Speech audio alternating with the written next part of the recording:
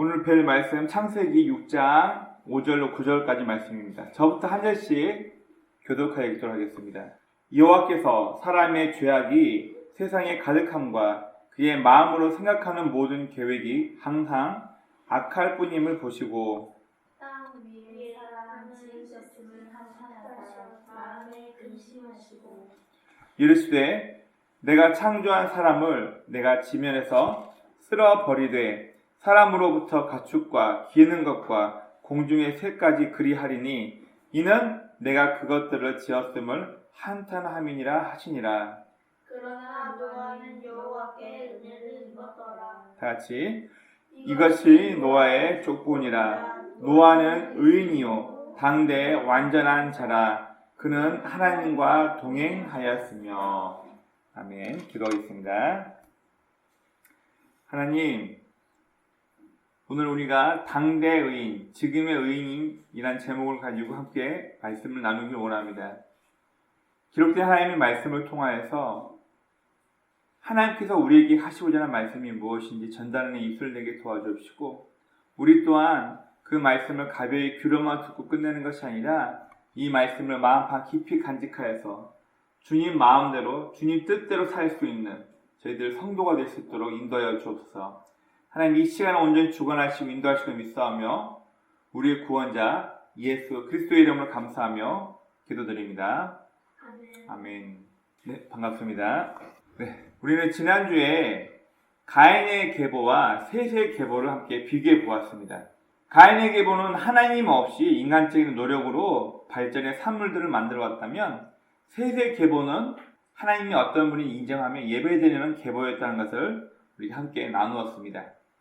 그 이후에 오늘 우리가 함께 나누는 이 말씀은 가인과 또 그의 후손들, 셋과 그의 후손들이 점점 그의 자손들이 많아지면서 인간이 많아지면서 더 좋은 일이 생겼으면 좋았을 텐데, 오늘 본문에서는 그 반대로 인간이 많아졌지만 하나님의 뜻과 반대로 악할 뿐임을 아시고 하나님께서 이것 때문에 마음이 아파서 한탄하시고, 우리가 잘 알고 있는 노아의 방주 사건, 즉 홍수를 통해서 이 땅의 모든 호흡하는 것들을 다 끊어버릴 것을 하나님께서 계획을 하십니다. 우리 오늘 본문 5절부터 7절까지 말씀 한번 보도록 하겠습니다. 6장 5절부터 7절. 5절 말씀 먼저 보니까 하나님께서 인간을 쭉 보시니까 그 마음이 항상 악할 뿐임을 보셨다고 얘기하고 있습니다. 그 계획이 항상 악하다는 것을 하나님께서 아시게 되고, 6절 보니까 내가 사람을 왜 만들었나. 6절 보니까 땅 위에 사람 지으셨음을 한탄하사 마음에 근심하셨다고 나와 있습니다. 여기서 나와 있는 한탄이라는 단어는 우리가 나 그때 그거 안 할 걸, 내가 조금만 더 공부를 열심히 해서 시험을 잘 봤으면, 그런 후회를 말하는 것이 아니라 6절에 나와 있는 한탄이라는 단어는 히브리어 말로 나함이라는 단어인데, 이 말은 슬퍼하다, 불쌍히 여기다, 그런 얘기예요. 하나님께서 인간을 만드실 때 로봇처럼 만들지 않으시고 스스로 무엇인가를 판단하고 느낄 수 있는 자유의지를 주시고, 그 자유의지로 올바른 것을 선택할 수도 있고 악한 것을 선택할 수 있게끔 하려면 우리 인간을 만드셨는데, 문제는 인간이 하나님과 정반대의 것을 선택하게 되면서 하나님의 약속을 믿지 않고 내 의지대로 내 눈에 보기 좋은 내 것을 선택하게 되면서 우리 인간들 사이에는 타락이 오게 되는 것입니다. 갈라디아서 5장 13절 14절 말씀에 보면은 바울서도 그런 얘기를 합니다.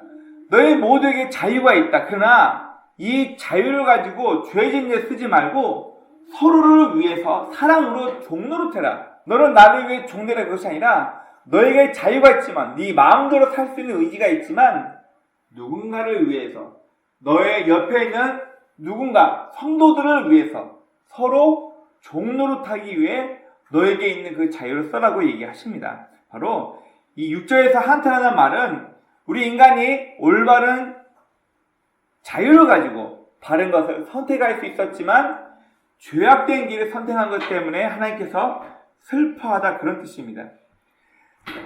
자, 그리고 7절 말씀에서 드디어 인간을 이 땅에서 물로 멸할 것을 하나님께서 계획하십니다. 7절 말씀 보면 이르시되 내가 창조한 사람을 내가 지면에서 쓸어버리되 사람으로부터 가축과 기는 것과 공중의 새까지 그리하리니 이는 내가 그것들을 지었음을 한탄함이니라 하시니라. 자, 5절부터 이 7절까지 말씀을 보면 하나님께서 왜 인간을 만드시면 후회하고 왜 인간을 홍수로 인간을 다 멸하려고 하는지에 대해서 설명을 하고 있습니다. 5절 말씀을 잘 보시면 이 5절 말씀 하나에 얼마나 안타까운 하나님의 마음이 있는지를 우리는 예상할 수가 있습니다.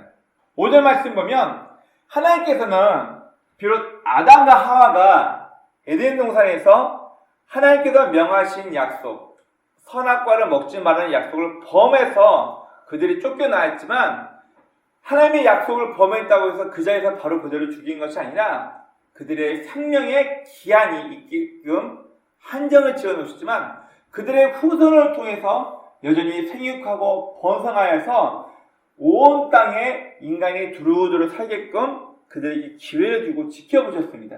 하지만 오늘 본문 5절에서는 사람의 마음을 보시니까 인간들의 마음속에는 항상 거짓되고 악한 마음만 있었음을 하나님께서 보시고 인간의 지으심, 인간을 창조하신 것에 대해서 한탄했다, 후회했다 그런 의미가 아니라 왜 인간이 자유의지를 가지고 이런 잘못된 것을 바르지 못한 것을 하나님의 뜻과 반대된 것을 선택할 수밖에 없었는가에 대한 안타까움과 슬퍼함이 있었다고 성경이 얘기하고 있습니다. 그런데요, 이런 타락한 인간 사이에서 중요한 한 사람이 오늘 본문에 등장합니다. 바로 노아라는 사람이 등장하게 됩니다. 오늘 본문 8절 말씀을 한번 보도록 하겠습니다. 그러나 노아는 여호와께 은혜를 입었더라. 네, 하나님께서 모든 인간을 다 홍수를 통해서 멸하라고 계획을 하셨습니다. 그런데요, 한 사람이 예외로 홍수에서 구원받게끔 선택하셨다는 거예요. 여호와께 노아는 그러나 노아는 여호와께 은혜를 입었다는 이야기는 뭐냐면 노아라는 한 사람이 바로 하나님 앞에 선택을 받았다는 얘기예요. 여기 보면 원어로 노아는 여호와께 은혜를 입었다. 은혜란 말이 원어로 헨이란 말인데 이 말은 호의, 은혜, 자비를 하나님께 받았다는 그 의미인데요. 이걸 원어 성경 그리고 영어 성경으로 보면요, 참 재밌는 단어가 있습니다. 뭐냐면 노아는 하나님의 눈에, 히브리 말 아인이라는 단어이거든요. 아인, 하나님의 눈에 노아가 하나님 눈에 들었다는 얘기예요. 노아가 얼마나 착하게 살았고 노아가 얼마나 하나님 보시기에 바르게 살았는지 성경은 나와 있지 않지만 모든 사람의 마음을 보니까 너무나도 악하고 죄악밖에 없어서 물로 심판하려고 하셨는데 하나님께서 노아라는 사람을 이렇게 보시니까 그의 삶이 어떠했는지 구체적으로 성경에 나와 있지 않지만 아인이라는 단어를 통해서 하나님 마음에 들었다는 표현을 하고 있는 거예요. 여기 8절에 있는 이 말씀은 뭐냐면 유일하게 노아 한 사람이 하나님 마음에 들었다는 얘기예요. 그가 완전히 착했다 그걸 뜻하는 게 아니라 수많은 사람들 가운데 노아 한 사람이 하나님의 이목을 집중시켰다 그런 얘기입니다. 9절 말씀 한번 보겠습니다. 이게 노아의 족보에 대해서 홍수로 모든 인간이 다 죽기 전에 노아의 가족들의 족보에 대해 쭉 나와 있습니다. 자, 그 전에 9절 말씀을 우리 같이 읽어보겠습니다. 시작. 이것이 노아의 족보니라. 노아는 의인이요 당대 완전한 자라. 그는 하나님과 동행하였으며 10절부터 소개하고 있는 노아의 족보, 노아의 조상들, 노아의 후손들에서 쭉 나와 있겠죠. 노아의 족보에 대해서 나와 있고 이 9절에서는 어떻게 소개하고 있냐면 당대의 완전한 자라, 흠이 없는 자라고. 우리나라 성경을 보면 노아는 퍼펙트, 완벽한 사람이라고 나와 있고 그는 하나님과 동행했다, 함께 하나님과 행동했다 이렇게 나와 있습니다. 자, 이거를 우리가 원어 성경을 살펴보면 좀 더 쉽게 이해할 수 있습니다. 여기서 의인이다. 여러분, 의인이라는 뜻이 뭘까요? 의롭다. 우리가 한자 말에서는 의로울 의, 바른 사람, 공정한 사람 이렇게 나와 있거든요. 히브리 말에서도 이 의인이라는 단어가 원어로 짜디크라는 단어가 써있습니다. 짜디크. 이 말은 공정한, 의로운 그런 뜻입니다. 자, 그런데 우리를 좀 오해하게 만드는 단어가 있는데요. 이 완벽하다 이 단어예요. 완전한. 그러면 그거 정말 퍼펙트해. 무슨 말이에요? 퍼펙트는 말이 영어로 뭐죠? 완벽하단 말이에요. 흠이 전혀 없다는 얘기예요. 여러분, 노아라는 사람이 하나님 없이 완벽했기 때문에 그를 선택한 것처럼 성경에 나와 있어요. 그냥 그렇지 않아요. 여기에 완전한 자라, 그는 의인이고 당대 그가 살고 있던 시대에 완전한 자라는 이 뜻이 우리나라 단어가 좀 잘못되어 있습니다. 자, 이 완전한 단어 히브리 원어로 보니까 타밈이라는 뜻이 뭐냐면 비교급이에요. 그럼 무슨 말이에요? 노아가 퍼펙트한 인간의 뜻이에요. 당대 비교급에서 완전한 뜻이에요. 타밈이라는 뜻은 타락했던 그 당시 사람들 중에서 비교급, 다른 사람보다 더 온전한, 다른 사람보다 더 순결한 그 뜻이 바로 타밈이라는 단어로 쓰였습니다. 그럼 노아가 여호와 하나님 보시기에 가장 완벽한 의인이라는 뜻이요? 아니면 그가 살고 있던 시대에 다른 누구보다 더 의롭고 순결한 사람이라는 뜻이에요. 예. 후자입니다. 하나님 보시기에 완벽한 의인이라고 말하고 있지 않고 성경은 그가 살고 있던 시대에 다른 사람들보다 더 비교급 타밈을 써서 온전하고 순전한 사람이었다라고 얘기를 하고 있습니다. 여러분, 그리고 이게 중요한 단어 하나 더 있는데요. 하나님과 동행하였으며, 이 동행이라는 단어가 참 중요한 의미입니다. 우리는 동행이라는 단어를 우리나라 식대로 해석하면 함께 생활했구나, 하나님과 함께 무엇인가를 했구나, 그렇게 우리는 생각합니다. 그런데 이 동행이라는 단어는요, 히브리 단어에서 너무나 중요한 원어가 다 쓰여 있습니다. 자, 동행하다, 원어로 하라크. 자, 제가 하는 이 발음을 잘 기억해 주세요. 하라크가 아니고 하라크. 가레베 뜻에 쓰는 소리래요. 하라크라는데 이 하라크라는 뜻이 뭐냐면 동행하다, 따라가다, 그런 뜻입니다. 그런데요, 이 하라크라는 단어의 원어를 살펴보니까 이 원어가 어디서 나와 있냐면 예라크라는 단어에서 왔어요. 똑같이 라크입니다. 이 예라크라는 뜻이 뭐냐면 사역동사로 옮기다, 데려오다, 가게 하다, 그런 뜻이에요. 예라크. 여러분, 이 라크라는 단어가요, 사역동사, 즉 내가 아닌 다른 사람을 무엇하게 시키다, 일을 시키다 해서 사역동사를 쓰는데요. 이 단어가 어디서 왔냐면요, 우리 창세기 39장 2절에 보면 요셉이라는 사람이 등장합니다. 형들의 질투 때문에 이집트의 노예로 팔려간 요셉이 하는 것마다 형통하고, 그를 산 이집트 시위대장 보디발의 집에서도 그가 일하는 것마다 잘 되고, 그가 계획하고 손대는 것마다 다 잘 되니까 그의 주인이 저 요셉이라는 사람은 하나님께서 형통하게 하셨구나, 그 단어였어요. 형통. 이 형통이라는 단어가 바로 사역동사인 라크에서 와서 짜라크라는 단어로 그대로 쓰이고 있습니다. 이 단어가 뭐냐면 몰아가다, 억지로 가게 하다, 억지로 원망하게 시키다. 그러면 이 형통한 단어를 우리가 한번 짚고 넘어가야 되는데, 여러분, 우리나라에서는 그 사람 너무 형통해. 무슨 얘기예요? 어떤 뜻으로 받아들이나요? 형통.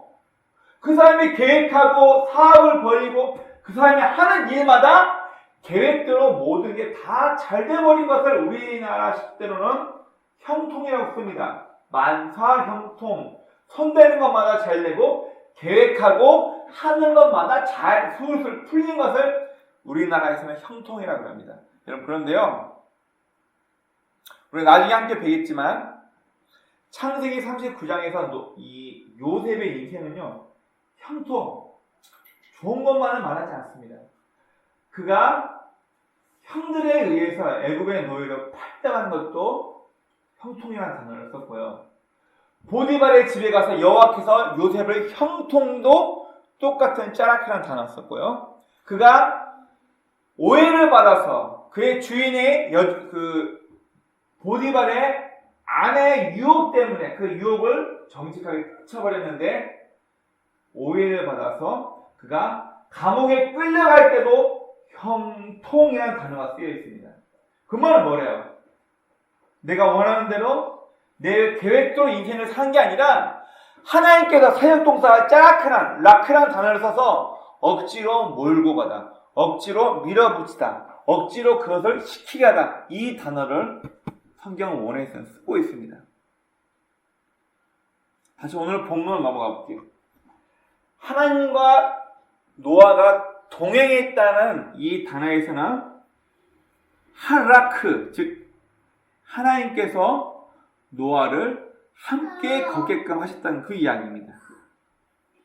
결국 우리가 오늘 본 성경 8절에서는 노아가 하나님께 은혜를 받았다, 즉 그가 하나님께 선택받았다라고 얘기하고 있고, 오늘 이 본문 9절에서는 왜 노아가 하나님 앞에 수많은 사람들 가운데 그가 선택받아서 홍수로부터 면할 수 있었는가에 대해서 설명을 하고 있습니다.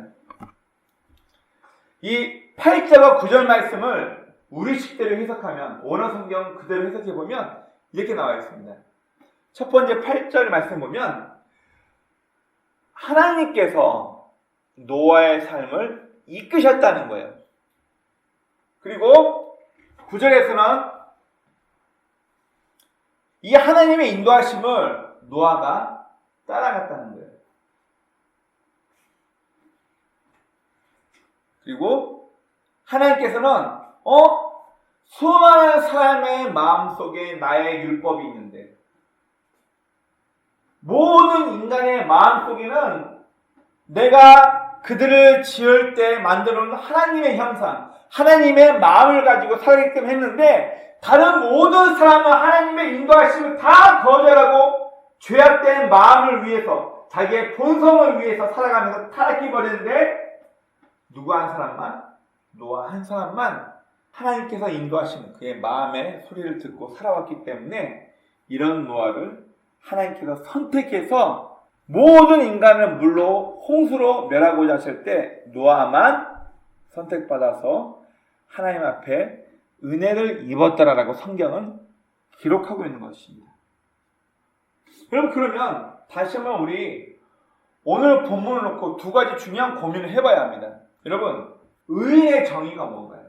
의인, 착한 사람, 한자말 그대로 의롭다, 의로의, 법 없이도 살 수 있는 사람, 모든 사람에게 존경받고 원리, 원칙대로, 규칙대로 법을 잘 지키면서 다른 사람을 잘 도와주고, 여러분, 도덕적으로 착하고 다른 사람에게 칭찬받는 것이 의인일까요? 그리고 또 하나, 그렇다면 다시 한번 우리가 고민해 봅시다. 그 당대에 수많은 사람, 인류 역사학자는 노아 시대 때 약 1억에서 약 3억 명 정도, 사람의 수명을 쭉 따져보니까 1억에서 3억 정도의 사람이 살았을 것이라고 보통 추측을 합니다. 그러면 그 많은 사람들 가운데서 왜 노아 한 사람만 선택받았을까요? 나머지 사람은 홍수로 다 하나님께서 그들을 물로 쓸어버리고 노아 한 사람만 선택받습니다. 왜 노아가 선택받았나요? 왜? 제가 이 부분에 대해서 한번 이런 고민을 해봤습니다. 같이 한번 이 고민을 나눠보기 원합니다. 우리가 신앙생활할 때 유혹이 없어요. 그 어떤 타락한 문화도 없습니다. 그런데 예배 못 드리게 하고 하나님 못 믿게 하는 그런 환경에서 예수를 믿고 살아오는 성도가 있다고 해봅시다. 이제 비교해 볼까요? 유혹이 없이 핍박 속에서 성도 사는 것, 하나님 믿고 사는 것과 두 번째는 핍박은 없어요. 근데 유혹이 너무나 많은 세상 속에서 하나님 믿는 성도답게 사는 것. 두 가지 중에서 뭐가 더 어렵고 힘들까요? 제가 이 주제를 언제 고민하기 시작했냐면 제가 20살 후반 때 몽골 쪽으로 단기 선교 갔을 때 몽골과 인접해 있는 중국의 어느 한 지역에 숨어서 예배드리는 지하교회, 지하실에 숨겨있는 교회를 지하교회를 하지 않고 중국의 당국에서 허락하지 않는 그 교회를 다 가정교회 혹은 지하교회라고 합니다. 제가 갔을 때 그 몽골과 중국의 지하교회 성도들을 제가 어떻게 봤었냐면 이들은 예수 믿는 것 때문에 물고문 당하고 태형을 맞고 옥에 갇힙니다. 근데 우리나라와 다르더라고요. 예를 들어 우리나라에서 구금 5년, 징역 5년이나 받은 5년 동안 옥에 갇혀서 산다는 얘기잖아요. 중국에서 징역 5년은 좀 다릅니다. 어떤 의미냐면요. 5년 동안 그 사람이 감옥에서 해야 될 노동의 분량을 채워야지만 그가 나올 수 있는 거예요. 그러면 일하다가 혹은 예수 믿는 데 고문당해가지고 팔다리가 절고 다치면요. 일을 못 하잖아요. 그러면 5년이 끝나고 나서도 감옥 밖으로 못 나가고 5년 동안 그 사람이 해야 할 모든 일을 다 끝마쳐야지만 5년이라는 기간 동안 해야 할 일을 다 해야지만 감옥에서 나올 수 있습니다. 그런데 이 중국에 있는 지하 성도들은 예수 믿는 이유 때문에 제가 고문당한 형제와 직접 만나고 또 선교사님 통해서 통역을 들었는데 말로 하지 못할 만큼 심한 고문을 당합니다. 물고문에 매로 맞고 그러면 온몸이 피투성이 돼가지고 또 노동 일을 하는 거예요. 그걸 못하면 감옥에 있어야 될 시간이 일을 하지 못할 만큼 길어집니다. 몽골과 인접해 있는 중국이었기 때문에 우리나라처럼 나이트클럽, 술 마실 수 있는 곳, 유흥을 즐길 수 있는 시설이 없었지만 예수 믿는 것 때문에 공안 당국에 잡혀서 매맞고 옥에 갇히기 때문에 이 지하교회, 가정교회 성도들이 하나님 한번 찬양하기 위해서 어떻게 했냐면 진짜 사막을 3시간을 걸어가더라고요. 네, 저희 일행도 함께 따라갔습니다. 3시간 동안 사람이 올 수 없는 사막으로 들어가서 그 사막 한가운데서 바람이 얼마나 많이 불던지 그 모래바람을 맞으면서, 그럼 그냥 바람이 아니고요. 모래바람을 맞게 되면요. 눈, 코, 입 다 들어가고 굉장히 따갑습니다. 그 모래바람을 맞으면서 온 마음을 다해서 하나님을 찬양하는 걸 제가 들었습니다. 그리고 그곳에 예배드리고 있는 그들의 모습을 봤습니다. 나는 뭔가 이 사람들은 이런 핍박을 당하면서 찬양 한번 드리기 위해서 3시간 사막으로 걸어가서 예배드리고 찬양하고 이런 모습을 보면서 20살 후반이었던 저는 굉장히 충격을 받았습니다. 나는 정말 편하게 너무나도 어려움 없이 너무나도 쉽게 예배드리겠구나. 제 자신을 반성했습니다. 사막에서 드린 예배가 끝나고 저녁 시간에 선교사님이 계신 숙소로 돌아왔을 때 제가 이 얘기를 했더니 선교사님께서 저에게 그런 얘기를 하셨어요. 똑같은 것이다. 뭐가 똑같아요? 그들은 그런 열정과 그런 핍박에도 굴하지 않고 자신의 신앙을 유지하며 살고 있는데 선교사님 무엇이 똑같다고 얘기하십니까? 이곳 몽골과 인접해 있는 이곳 중국에서는 유혹이 없지 않느냐? 그곳에서는 형제가 있는, 제가 젊었을 때니까 형제가 있는 한국처럼 술이나 노래방이나 혹은 젊은 사람들이 자신의 유혹을 쫓아서 유혹할 수 있는 수많은 퇴폐적인 문화가 없기 때문에 그들은 핍박만 피하면 신앙생활을 할 수 있었지만 대신 한국에 있는 자네들은 이 중국에서 이 젊은 사람들이 겪는 고통, 예수 못 믿게 하는 이 고통은 없지만 자네들의 의지로 하나님 말고 만족할 만한 것들, 하나님 말고 삶의 기쁨을 얻을 수 있는 수많은 유혹거리가 있지 않나. 그런데 자네는 그걸 포기하고 하나님 앞에 나와 예배드리고 있지 않은가. 내가 볼 때는 유혹이 없이 핍박 속에서 성도답게 사는 것이나 핍박은 없지만 유혹 속에서 이걸 피하여 성도답게 사는 것이나 똑같다라고 저에게 이야기해 준 적이 있습니다. 오늘 우리가 읽었던 이 5절부터 9절까지 말씀에서는 노아의 완벽함 때문에 그가 선택받았다고 얘기하고 있지 않습니다. 다만 노아는 하나님께서 인간을 지으실 때 인간의 마음속에 이미 있는 그의 양심을 따라 사람을 하나님의 형상을 따라 만드실 때 이미 사람의 마음속에는 선한 것과 악한 것, 이건 하나님이 싫어하시고 이거는 하나님 기뻐하시겠지. 우리 마음 가운데 이거는 악한 것이야, 이거는 올바른 것이야, 이 둘 중에 선택할 수 있는 마음을 우리에게 허락하셨습니다. 여러분, 노아가 살던 시대, 제가 앞서 설명드렸지만 이 시대는 신석기예요. 구석기가 아니라 신석기입니다. 여러분, 신석기란 말은 뭐냐면 사람의 문자가 있어서 글로 법을 기록하지 못했어요. 성문법, 언어는 있었는지 모르겠지만 문자화돼서 이 문자를 종이나 양가죽에 기록해서 법으로 만드는 기록물이 없다는 얘기예요.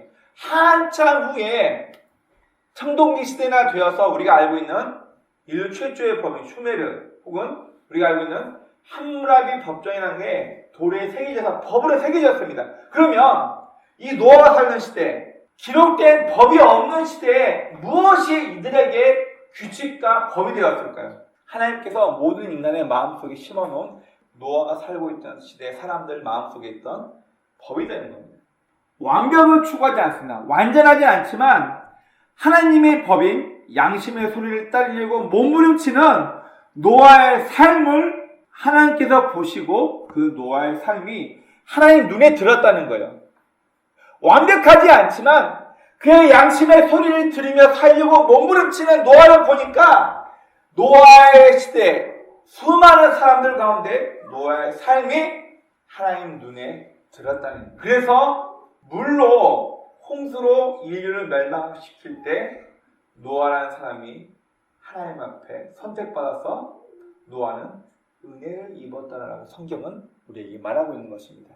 그럼 오늘 우리가 읽었던 이 본문 말씀은 바로 노아의 완전함을 말하고 있는 것이 아니라 노아라는 사람이 왜 의인으로 인정받아서, 완벽하지 않은데 왜 의인이에요? 완벽하지 않지만 왜 하나님의 선택을 받게 되었나? 왜 그가 수많은 사람들 가운데서 하나님의 선택을 받았는가? 바로 그의 양심의 소리, 마음에 하나님께서 심어놓은 하나님의 법, 양심의 소리를 따라 살았기 때문에 그가 선택받았다고 성경은 이야기하고 있습니다. 우리가 알고 있는 성경 말씀 두 가지를 좀 살펴보기 원합니다. 하박국 2장 4절, 우리가 잘 알고 있는 말씀이죠. 자, 이 말씀 한번 봅시다. 바울은 로마서에서 이 하박국 2장 4절 말씀 이용해서 이렇게 얘기하고 있습니다. 오직 의인은 믿음으로 말미암아 살리라. 예전 찬양 가운데도 이 노래가 있죠. 오직 의인은 믿음으로 말미암아 살리라, 이런 노래도 있습니다. 이거 한번 생각해 봅시다. 이미 의인인데 왜 믿음이 필요해요? 착한 사람에게는요, 바르게 사는 사람에게는 법이 필요가 없어요. 율법이란 것도 악한 사람, 법을 지키지 않고 자기의 힘으로 남을 해할 수 있는 가능성이 있는 사람에게 법이란 것이 필요한데, 이미 의인, 이미 하나님께서 인정하신 사람인데 왜 이 사람이 믿음 때문에 살아야 돼요? 자, 이 단어도 우리가 좀 살펴보기 원합니다.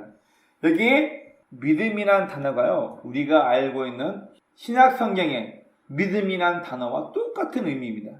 우리 지난주에 한번 설명했었는데, 믿음이란 단어는 내가 의심하지 않고 하나님 우리 아들 서울대 가게 해주세요, 믿습니다, 이걸 믿음이라 말하고 있지 않고 삶의 목적을 알고 따라가는 것을 믿음이라는 원어예요. 그런데 헬라어로 쓰여있는 신약 성경 말고 히브리어로 쓰여있는 이 구약 하박국 2장 4절에서 의인은 믿음으로 말미암아 살리라 해서 의인은 똑같이 짜디크라는 단어, 온전한, 순전한 단어를 썼고, 믿음으로 말미암아 살리라 해서 믿음은 에뮤나, 이 뜻으로, 이 에뮤나 뜻이 뭐냐면 확고한 삶의 신조가 있는, 목적이 있는, 아까 이 의인이라는 단어에서 이 의인은 믿음으로 말미암아 살리라. 자, 이 말미암아 이 단어도 전치사가 쓰여있는데 무슨 얘기냐면은 삶에 확신이 있고 삶에 확신한, 이렇게 말하면 되겠습니다. 확고한 신념이 있기 때문에, 삶의 신조가 있기 때문에 자기의 욕심이나 유혹 때문에 잘못된 길을 선택하지 않는다는 그 이야기예요. 신약 성경에서 우리가 잘 알고 있는 믿음이라는 단어도 삶의 이유와 목적이 있기 때문에 보이지 않는 앞으로의 삶을 확신하며 살 수 있다는 히브리서 11장 1절 말씀과 똑같은 얘기입니다. 의인이기 때문이 아니라 확고한 삶의 목적이 있기 때문에 의인이라고 성경이 이야기하고 있습니다. 우리 신약 성경 또 하나 보겠습니다. 우리가 잘 알고 있는 에베소서 2장 8절입니다. 자, 이 에베소서 2장 8절에서는 우리가 알고 있는 기독교인이 예수 믿으면 구원받는다, 예수 천다, 예수 안 믿으면 불신족, 이걸 말하고 있지 않다면서 원어는 분명하게 말하고 있습니다. 자, 에베소서 2장 8절의 말씀입니다. 너희는 그 은혜에 의하여 믿음으로 말미암아 구원을 받았어. 여러분 말이 참 어렵지 않아요? 너희는 그 은혜에 의하여. 여기 이름 보세요. 너희는, 자, 예수 믿는 성도를 말해요. 그 은혜에 의하여 믿음으로 말미암아 구원을 받았어. 자, 그러면 자, 이 단어가요 원래 헬라의 해석 방식대로 하지 않고 해석을 했기 때문에 이게 순서가 많이 뒤바뀐 거예요. 우리 마치 우리가 알고 있는 마태복음 5장에 심령이 가난한 자는 복이 있나니 천국이 저희 것이니, 이것도 완전히 순서가 뒤바뀌었댔죠. 예, 똑같은 거예요. 여러분 이 단어만 보면, 우리나라 식대로 해석한 이 단어를 보면 무엇 때문에 우리가 구원받아 얘기하고 있어요? 너희는 그 은혜에 의해, 이게 주체가 돼버리죠. 은혜 때문에 믿음으로 말미암아 구원받아. 근데 믿음 때문이나? 너희는 그 은혜에 의하여 믿음으로 말미암아 구원을 받았으니, 이 단어를 마찬가지로 원어 성경대로 해석해 보니까 너희는 믿음 때문에 은혜로 구원받았다. 이게 원래 해석이에요. 다시요. 너희는 믿음 때문에 은혜로 구원받았다. 여러분 그러면 우리 기독교인들 정말 잘 생각해야 합니다. 제가 아까 오면서도 얘기를 했는데, 나 예수 믿어, 나 예배 잘 드리고 있어, 교회만 다니면 우리는 구원받았다고 얘기하고 있지 않아요. 나 예수 믿고 있다니까, 나 교회 열심히 섬기고 있다니까, 이 이유 때문에 구원받는다고 말하고 있지 않습니다. 바울이 유대인은 모두가 다 구원받는다는 이 사상을 깨트리기 위해서 이방의 기독교인들에게 말하는 구원론 중에 하나가 바로 이 에베소서예요. 에베소서는 유대인들이 아니고 지금의 터키 쪽에 있는 에베소라는 지역에서 하나님도 알지 못하고 구약 성경도 몰랐던 이들에게 하나님이 어떤 분인가를 소개하고 도대체 누가 구원받을 수 있냐를 설명할 때, 너의 노력으로 착한 행동을 많이 했기 때문에 구원받을 수 있다고 말하고 있지 않고, 무엇 때문에? 니네 삶의 목적대로 살려고 노력하는. 하나님을 모르는 사람에게는요, 그의 마음에 뭐가 있냐면 양심이 있습니다. 양심의 소리를 들으며 하나님이 창조한 형상대로 올바른 것을 선택하며 살려고 하는데, 인간의 마음속에는 내 욕심 때문에, 내 이익이 있으니까 보는 사람 없으면 잘못된 걸 선택하고 싶어요. 내 양심은 올바른 것을 선택하게끔 하나님의 율법, 하나님의 말씀이 우리 모든 인간의 마음속에 내재되어 있는데, 그래도 나는 내 욕심을 위해서, 내 이익을 위해서 내 힘을 이용해서 저걸 이룰 거야, 저걸 간직할 거야, 저걸 빼앗을 거야. 바로 성경에서 바울 사도가 왜 이방인 교회였던 에베소서 말씀에서 너희가 믿음 때문에 십자가 은혜로 구원받았다고 얘기하고 있냐면, 나는 예수 믿기만 하면 구원받는다, 이신칭의 믿음만 있으면 구원받는, 내 노력은 상관없다, 이걸 말하는 것이 아니라 어떤 사람에게 십자가 필요한가를 얘기하고 있습니다. 성경에서 예수님도 말씀하고 있습니다. 자신이 병자인 걸 아는 사람에게만 의사가 필요하다고 말하고 있어요. 나는 아픈 곳이 없는데, 나는 의인인데, 이런 사람에게는 의원이 필요 없기 때문에 너희에게는 구원이 필요 없다, 얘기하시는 거예요. 자신이 병들어 있음을 아는 사람만이 의사를 필요로 하는 것처럼, 나는 죄인을 불러 회개시키고 그들에게 구원을 주기 위해서 왔다라고 예수님이 얘기하고 있습니다. 노아가 완벽했기 때문에 그가 선택받았다고 말하고 있지 않고, 그가 여전히 그의 마음 가운데 갈등이 있었을 거예요. 하나님의 양심이라는 게 있기 때문에, 하나님께서 모든 인간의 마음속에 심어놓은 양심이 있었기 때문에 하나님의 방법대로 살고 싶지만 또 때로는 유혹이 오는 거예요. 또 하나님의 말씀이 기억나지만 또 내가 얻은 이익이 생각나는 거예요. 결국 성경에서는 이 노아라는 사람의 삶을 명확히 나와 있지 않지만 노아가 일평생을 하나님 방법대로 살려고 양심의 소리를 들으면서 하나님의 방법대로 살려고 고민했던 흔적이 하나님 앞에 보였기 때문이에요. 여러분, 제가 오늘 설교 제목을 이렇게 나눴습니다. 노아가 살고 있던 시대에 노아의 착함과 지금 우리가 살고 있던 시대에 누군가의 착함을 비교할 수 있을까요? 노아의 의로움, 지금 시대의 의로움을 비교해서 공평하게 이걸 우리가 판단할 수 있을까요? 판단 못합니다. 신석기 시대 인류가 모여 살게 되면서 도시가 만들어지고 농사를 짓게 되면서 자기에게 필요한 음식 이외에 더 많은 것을 곡식을 모아놓고 야생동물을 길들여서 흔히 말하는 사유재산형이 생기면서 사람들 사이에 욕심이 생깁니다. 저 부족은 힘도 없고 연약한데 우리에게는 무기가 있어. 우리에게 힘 있는 남자들이 많아.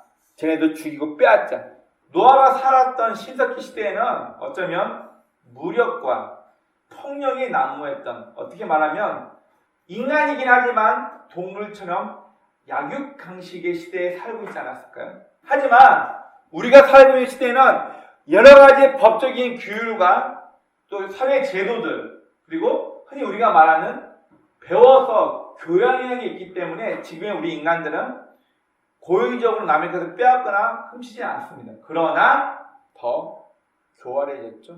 각종 법망을 피해가면서 남에게 질타당하고 남에게 무시당하지 않는 수준에서 자신의 이익을 추구할 수 있는, 좋게 말하면 지혜고 나쁘게 말하면 법망을 피해가면서 자기가 원하는 것을 얻을 수 있는 뒷길. 신석기 시대에 살았던 노아와 지금 우리가 살고 있는 이 시대의 사람을 비교해서 누가 더 의롭냐, 누가 더 착하냐 비교할 수 없습니다. 성경은 우리에게 완벽한 의인이 되어야 구원받는다는 것을 이야기하고 있지 않고 과연 누가 하나님의 방법대로 살려고 그의 인생을 고민하면서 몸부림치면서 살고 있냐.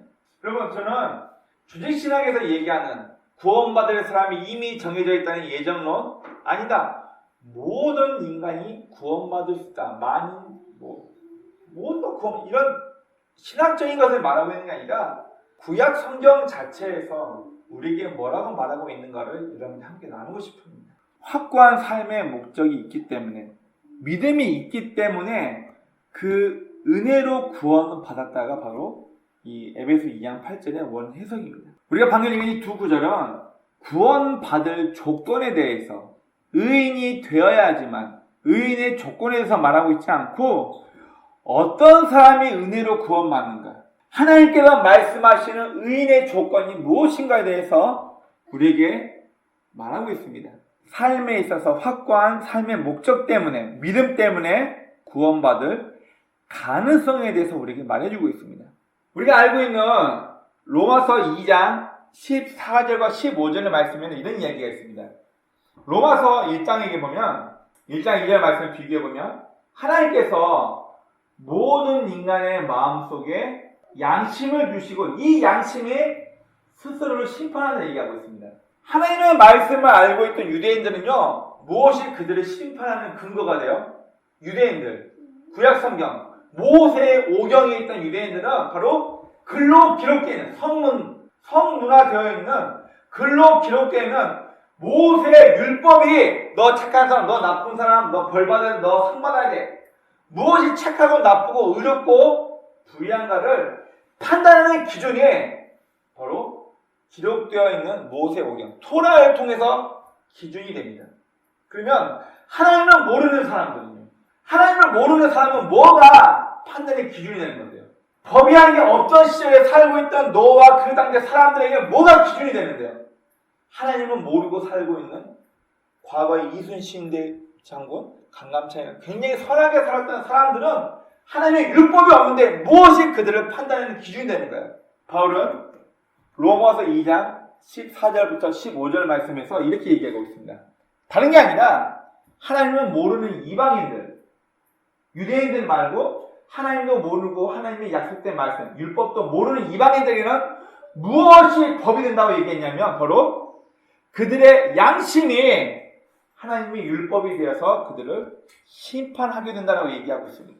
그들의 양심, 바로 하나님께서 인간을 만드셨을 때 그의 마음 가운데 하나님의 형상대로 만들었다는 얘기에서 인간의 마음 가운데 심어놓은 양심, 이것이 바로 율법이 된다라고 성경은 말하고 있습니다. 우리에게 있는 가능성이란 착한 성품, 모두에게 칭찬받는 도덕성, 여러분 그것을 얘기한 것이 아닙니다. 즉 하나님께서 우리에게 주신 마음의 법, 양심의 법을 따라서 삶의 목적대로 살려고 때로는 유혹도 있고 욕심도 있죠. 나 이렇게 살고 싶지 않은데 때로는 쉬운 길을 선택하고 싶죠. 그러나 우리는 하나님의 방법대로 살려고 몸부림치는 사람들이 십자가의 은혜로 구원받는다는 것을 성경은 통일되고 일관되게 우리에게 이야기해주고 있습니다.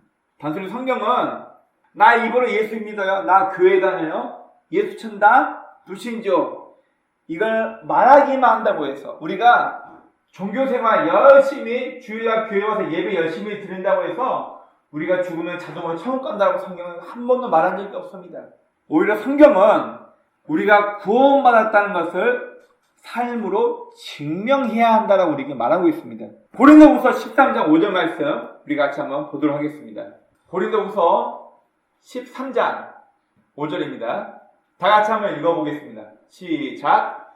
너희는 믿음 안에 있는가 너희 자신을 시험하고 너희 자신을 확증하라. 예수 그리스도께서 너희 안에 계신 줄을 너희가 스스로 알지 못하느냐? 그렇지 않으면 너희는 버림받은 자니라. 바로 이 고린도후서에서 명확하게 얘기하고 있습니다. 너희가 정말 믿음 안에 있는, 너희가 정말 구원받는 성도인지 너희 자신을 테스트해서 증명해봐라, 그 얘기예요. 만약 너희가 구원받았다는 것을 스스로 증명할 수 없다라면 무서운 얘기입니다. 뭐라고요? 너희는 버리는 자라. 오늘 성경을 보니까 cast away, 너희는 집어 던져버림 받은 존재이다. 이 얼마나 무서운 이야기예요. 안 믿는 불신자 얘기하는 게 아니라 이미 고린도 교회에 모여서 예수를 믿고 있는 성도에게 바울이 한 얘기입니다. 너희에게 믿음이 있는가? 삶의 목적이 확실한가? 이걸 바란 얘기예요. 그리고 너희 자신이 테스트해보고 구원을 확증해라. 증명해봐라. 예수 그리스도께서 너희 안에 계신 줄 너희가 증명하지 못하면 너희는 가짜다. 이 고린도 교인들아, 너희가 모여서 열심히 신앙생활하고 예배를 드리고 있지만 너희가 구원받았다는 것을, 너희의 삶의 목적이 예수 그리스도가라는 것을 확실하게 입증하지 못하냐? 그러면 너희는 cast away. 너희들은 버림받은 자이다. 구원받지 못한 존재이다. 지금 이 시대를 살아가면서 기독교를 종교로 갖고 예수를 믿고 구원받았다라고 말하는 우리에게는 이 고린도후서 13장 5절 말씀은 너무나도 중요한 우리 삶의 지표가 됩니다.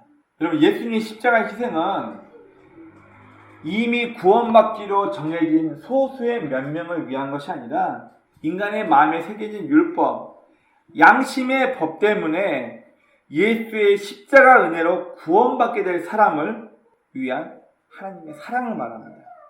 과거, 현재, 미래, 우리 인간들이 말하는 저 사람이 의인이야, 저 사람 좋은 사람이야, 저 사람 착한 사람이야, 우리가 판단하는 기준에서의 의인을 말하는 것이 아니라 양심의 소리, 하나님께서 모든 인간의 마음속에 심어놓은 양심의 소리를 귀 기울여가며 삶의 목적을 따라 이것 때문에 십자가 은혜가 필요한 사람들에게 구원이라는 것이 주어지는 것입니다. 우리의 노력 때문에 되는 것도 아니고요. 그렇다고 해서 우리의 양심의 소리, 우리의 마음의 법도 필요 없이 예수만 믿기만 하면 나 구원받아, 이걸 얘기하는 것이 아니라 반드시 예수의 십자가 은혜가 필요한데 어떤 사람에게 예수의 십자가 은혜가 필요한가? 하나님의 방법대로 살고 싶은데 나는 그게 잘 안 돼. 내 양심의 소리를 쫓아서 나를 만드신 하나님의 방법대로 살고 싶은데 나는 그게 잘 안 돼요. 나는 죄인입니다. 나는 몸이 아픈 사람이에요. 이런 사람이 주님의 말씀대로 자신의 병듦을 알고 있는 사람에게 의원이 필요한 거죠. 자신의 양심의 문제 때문에 자신의 죄악된 부분을 깨우치고 이것 때문에 고민하고 아파하는 사람에게 예수의 십자가가 필요한 거예요. 몸이 아픈 사람의 의사가 필요한 것처럼 내가 아프구나. 내 양심이 병들었구나.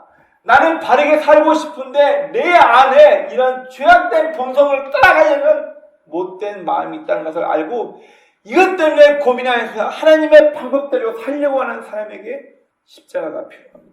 누군가가 그런 얘기를 했습니다. 목이 타들어갈 것 같은 사막을 건너온 사람에게 물 한 모금의 귀중함을 느낀 것처럼 물이 없어 죽을 것 같은 경험을 해본 사람에게 물 한 모금이 귀중한 것처럼 자신의 양심 때문에 자신의 사악한 본성, 자신의 죄성 때문에 가슴 아파하고 이것 때문에 자신이 영적으로 병들어 있는 불쌍한 존재라는 것을 알고 깨닫는 사람에게만 하나님의 진짜 사랑, 예수의 십자가 은혜가 필요한 것처럼 예전부터 지금까지 우리 인간이 말하는 착한 사람, 의로운 사람 그것을 정의를 한 것이 아니라 바로 하나님의 법대로 살고 싶은데 그게 안 되고 하나님의 방법대로 살고 싶은데 자신의 양심이 늘 죄악된 본성을 따라가는 사람에게 이 십자가 은혜가 필요하다는 것을 성경은 우리에게 이야기하고 있습니다. 오늘 본문은 노아라는 사람이 완벽했기 때문에 하나님의 선택받았다라고 얘기하고 있지 않고 늘 양심의 소리를 들으며 올바른 것을 선택하려고 몸부림치는 갈등하는 노아의 삶을 보고 그게 하나님의 눈에 들어서 노아가 선택받았다라고 성경은 이야기하고 있습니다. 결국 구원이란 것은 쉽게 교회 다니고 예배만 잘 드리면 예수 천당, 예수 믿으면 천국 가고 불신지옥, 예수 안 믿으면 지옥 가 말로만 하는 것이 아니라 참으로 바르게 올곧게 삶을 살아가려고 양심껏 바르게 살아가려고 몸부림치는 사람들에게 이 십자가의 희생이 참으로 귀한 구원이 된다는 것을 말하고 있습니다. 우리 기독교인들 예수를 믿고 살아가는 성도에겐 일평생의 숙제가 있습니다. 네, 우리는 이미 구원받은 사람이에요. 이미 예수 그리스도를 내 마음의 구주로 모시고 나의 죄악됨을 인정하고 이 죄악된 것을 해결하고 우리를 구원받기 위해서 창조의 목적대로 인간답게 살기 위해서 예수께서 십자가 희생을 통해 우리 그 예수님을 마음에 받아들임을 통해서 우리가 구원받았습니다. 이미 구원받았어요. 그러나 우리는 아직도 이 땅에 살아오고 있습니다. 우리가 구원받았다고 해서 우리의 잘못된 양심이 올바른 양심으로 변화되지 않았어요. 우리는 이 땅에 살고 있으면서 여전히 무엇이 양심껏 무엇이 바르게 살고 가는 건지 무엇이 하나님의 방법대로 살아가는지에 대해서 마음도 있지만 반대편으로는 우리 마음속에는 여전히 인간적인 본성이 남아있어요.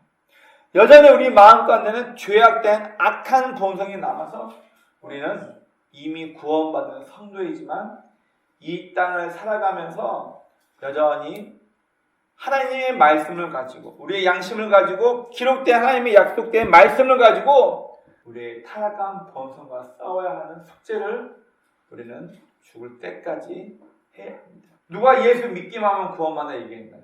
누가 교회 다니기만 하면 누가 예배 잘 드리기만 하고 누가 헌금 많이 내고 누가 종교활동 열심히 하면 자동으로 구원받는다고 얘기했나요? 성경은 우리의 어떠함과 상관없이 우리는 이미 예수를 마음으로 믿고 예수를 시인하는 순간 이미 구원받았다고 얘기를 합니다. 하지만 우리의 구원은요 빼앗길 수도 있습니다. 그러면 저는 신학적으로 아니 하나님이 구원시킨 성도를 사탄에게 빼앗길 수 있어? 하나님이 그렇게 연약한 분이야? 여러분 이걸 얘기하는 것이 아니라 우리가 정말 구원받는 성도라면 구원받는 그 순간 우리의 모든 삶과 인격과 몸이 다 변해서 천사처럼 변해야죠. 그러나 우리는 이미 구원받았음에도 불구하고 우리의 삶의 현실은 바뀌지 않습니다. 우리는 여전히 이 땅 가운데 살아갑니다. 우리의 삶과 현실을 하나님께서 뒤바꿔 주시지 않고 여전히 우리는 타락한 이 시대에 놓여서 이 시대 속에서 살고 있는 게 우리 성도들입니다. 우리는 이미 구원받았지만 우리는 아직도 이 땅에 살아가면서 어쩌면 노아의 타락한 시대나 지금 우리가 살고 있는 이 타락한 시대나 비슷하거나 혹은 더 심한 사회가 아마 지금 우리가 살고 있는 이 시대일 것입니다. 하나님께서 물로 세상을 심판하실 때 노아의 삶을 보시고 노아가 완벽하지 않았지만 그의 삶이 하나님 눈에 들었어요. 지금 정치적으로 사회적으로 참으로 혼란스러운 이 시대 이미 구원은 받았지만 우리는 여전히 이 땅에 살아가면서 많은 것들을 참고 인내하며 우리의 죄악된 본성과 싸워야 할 것입니다. 저는 가끔 그런 생각도 하게 됩니다. 내 아이들의 유익을 위해서 나도 죄를 지을 수 있는 사람이다. 내 가족들의 이익을 위해서 내 인간적인 유리함을 위해서 나도 언제든지 잘못된 죄악된 선택을 할 수 있는 악한 인간이라는 것을 저도 가끔 느낍니다. 우리는 아직도 구원을 향해 가고 있는 존재이고 이미 구원받는 존재입니다. 이 둘 사이에서 우리는 건강하고 바른 신앙을 위해서 날마다 하나님의 방법대로 천국, 하나님의 통치를 받아들이며 살아야 하는 사람들이 바로 우리 성도라는 것을 우리는 기억해야 합니다. 이미 구원받았지만 아직도 이 땅에서 살아가면서 육체의 본성과 유혹들, 죄악들과 싸워야 하는 과정이 있습니다. 이 과정을 무시한 구원은 결코 존재하지 않습니다. 우리의 삶이 이미 구원받았지만 아직도 우리는 이 땅에서 인간의 본성을 가지고 살아야 하기 때문에 우리는 이미와 아직이라는 과정을 다 마치고 훗날 우리가 하나님 앞에 설 때에 우리는 진짜 하나님 앞에 의인이라 칭함받을 수 있습니다. 오늘 말씀 정리하겠습니다. 노아의 완벽함 때문에 그가 선택받은 것이 아니라 노아의 가능성을 하나님은 보신 것입니다. 지금 우리도 마찬가지입니다. 우리가 완벽하기 때문에 구원받았다는 것이 아니라 우리의 가능성 때문에 우리가 병들고 아프고 타락하는 우리의 양심의 문제를 보고 가슴 아파할 때 나에겐 방법이 없을 때 온전히 예수의 십자가 희생을 통해서 우리는 구원을 이미 받은 사람들입니다. 하지만 우리는 여전히 완벽한 의인이기 때문이 아니라 우리의 양심이 하나님의 법을 따라서 하나님께서 우리 인간에게 주신 하나님의 통치를 받으며 살아가는 우리의 삶이 되기 위해서 우리는 아직도 이 과정을 걸어가고 있는 사람이라는 것을 우리는 기억해야 할 것입니다. 우리 함께 오늘 말씀을 기억하시면서 함께 기도하시겠습니다.